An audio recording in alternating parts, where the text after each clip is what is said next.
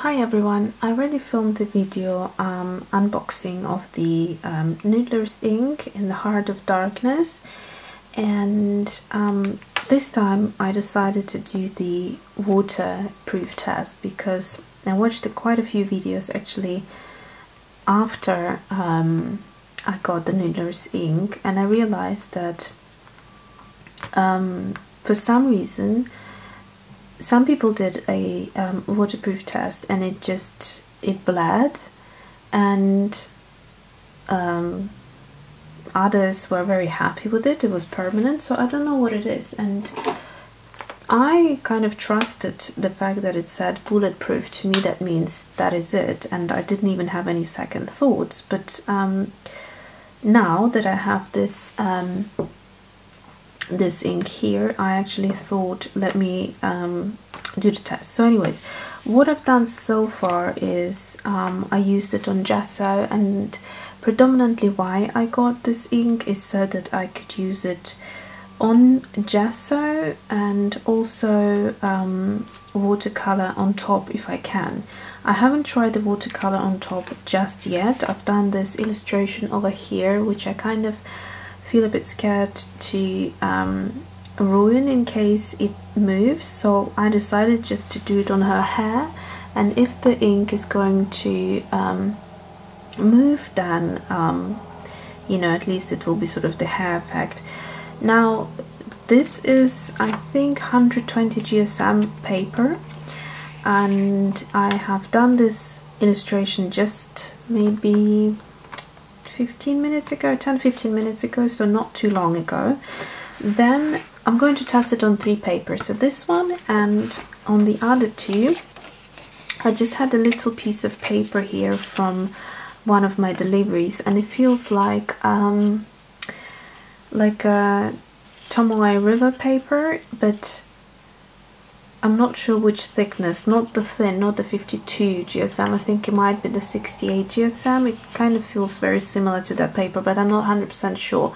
So I'll just rip it off so it doesn't distract. So I have this paper. Now this one I have done last night, so it had a whole night to dry. And this paper, I'm not sure what exactly it is because it's from an old sketchbook, and I'm intending to use this sketchbook for my Inktober, so I am going to do the water test here as well. Now on this paper, it was also last night. To me, when it says that it's bulletproof and waterproof, it should be quite sort of instantaneously. So you let it dry as you write, and as soon as it's dry, I think I should be able to go over with watercolor. However, you know, some people who I watched the video, they said that they had to kind of wait for longer for the ink to be a bit more permanent. I don't know what the deal is. Anyways, so I thought I'll try it myself and see how I get on. So here's the Noodler's ink on this paper first. Let me just zoom in so you can see better. So I'm just going to go over it, and I had a little bit of color residue, but the ink itself doesn't seem to be bleeding. I'm just going to clean off my brush real quick. I think I had some staining pink color in here, and so that's why. Okay, so it should be clean now. So yeah, it doesn't seem to be going anywhere, so that seems quite permanent. Now on the bottom here, I'm going to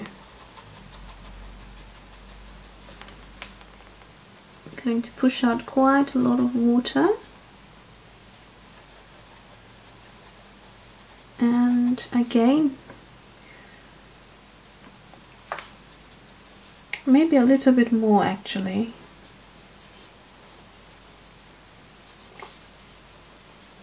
but not too much. It does give off a little bit of a tint, here it predominantly was the pink from the previous watercolor I used. On this paper, however, it seems to have moved a little bit, but you can still read it, but it has stained the paper around it. So if I want to use it, if I want to use watercolor with this, it would kind of make the watercolor look a bit dirty. Now let's try it on this girl here. So I'm going to try it on the hair. Just going to move her so you can see.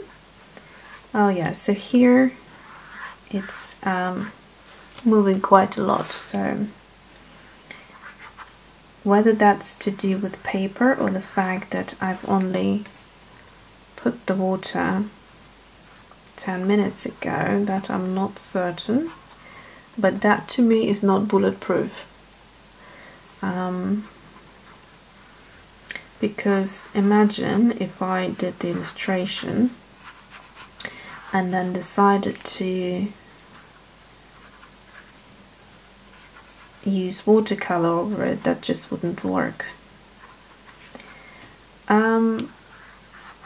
Now I'm not sure why it is called bulletproof. If it does this, I can hardly get any water out of my brush for some reason, which is super annoying. We just need some cleaning. So yeah, it's weird. Oh, here we go, now it's coming. A bit too much. So that's the deal. So yeah.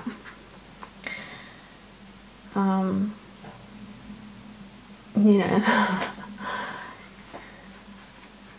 yeah, you can see how much it's moving here. So it's kind of like, it's a nice look. I mean, I like this look with my Pilot G-Tech 4. It does exactly the same thing. But when I buy ink and it's meant to be bulletproof, then that's what I assume it means. But it's weird. Why is it doing that? So anyways, I hope that helped you if you were thinking of buying this ink for the reason that I bought it. Now, I do enjoy using this ink regardless of, you can see when there is more ink, it goes even darker. So I do like this ink because of its blackness. It's there are different blacks that you can get. Heart of Darkness, it's supposed to be the darkest kind of ink in the Noodler's ink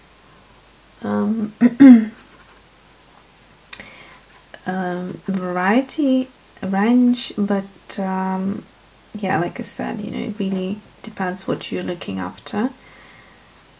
And I will just know not to do that, not to use the ink shortly before, for example, if I want to use watercolor, something like that. So it can be quite beautiful. As you can see, you can literally paint with it and create shadows and things like that where you want them to go. But yeah, so anyways, I won't ramble on for too long. I hope that gave you a good idea of the ink and how it behaves with water. And I just thought to share something with you here. So if you want to use watercolors, I guess you can still do that, but you have to be prepared that it will pull the ink and you will get that sort of dirty kind of a look. And if that's something you don't mind and you like that look, then that's obviously fine. You probably would like using watercolors. I don't necessarily like the watercolors mixing with the black ink and kind of creating that sort of smudged ink look. But I just wanted to demonstrate for you so so you would know how the watercolors would behave. So it's not too crazy. That it's like some inks really kind of move completely, and it would be just you know, quite dirty looking. This one does not, if you don't have too much of it. So areas like the necklace here and the eyes, that's where there was a lot of ink, and so that's the darkest. However, the just on a single line, it's not that dark, and therefore it's only a little bit of the I'll just show you a close-up on the leaves. Hopefully you can see right there, it's making it look a little bit dirty, but other than that, that's what it looks like with watercolor. Here is another quick example I wanted to show you. So this 3D illustration you can see in my previous video, where I'm doing the unboxing and first impressions of the Noodler's ink Heart of Darkness. And here I wanted to show you something. So as I was saying, I was buying this ink as it claims to be bulletproof, so 100% waterproof. Now, as I have demonstrated, it's not really the case. If I compare it, if I can find a piece of paper, so if I compare it to like a Lamy ink, so this is the Lamy black ink, you can see that the difference is big, although it only it does smudge. So the Noodler's ink does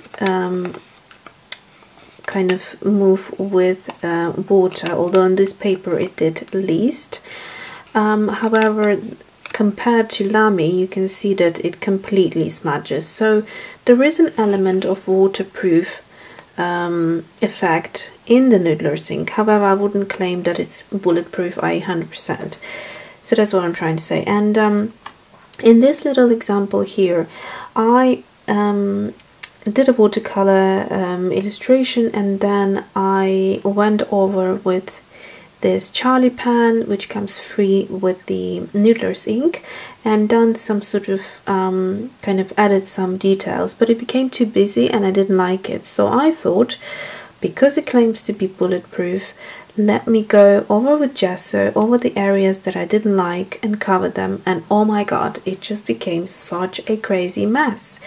The ink would smudge completely and the gesso would become this sort of like a dirty grey color, and I had to kind of go over it at least 2 or 3 times, wait until it dries, and then go over it, and that way I could get some sort of coverage, although you still can see the ink through, but at least it's not sort of grey.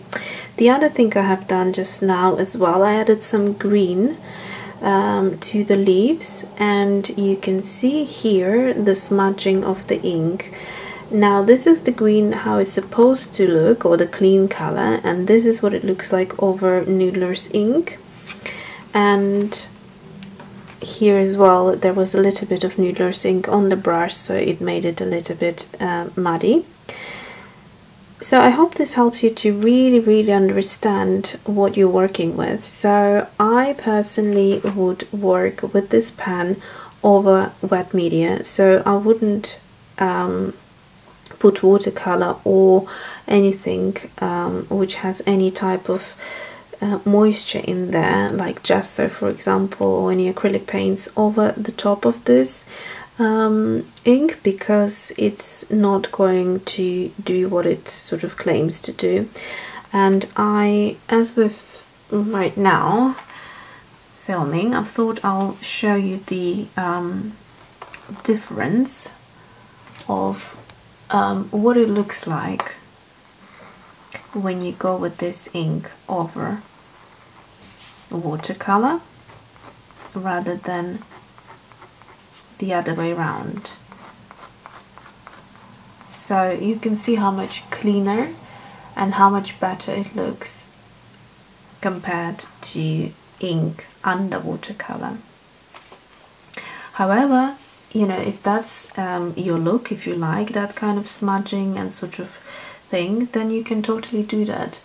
So yeah, I hope this helps. I tried to cover sort of all areas that I would find quite useful, because when I was looking for a waterproof ink, I was looking for something that I could work in my journaling and, you know, take gesso quickly, slap it on, and you know, slap some watercolors on and just go and be super creative. This ink doesn't allow me to do it, however I still like it to use for other purposes, like I just shown you here. So I hope you found this video useful, and thanks for watching. See you soon.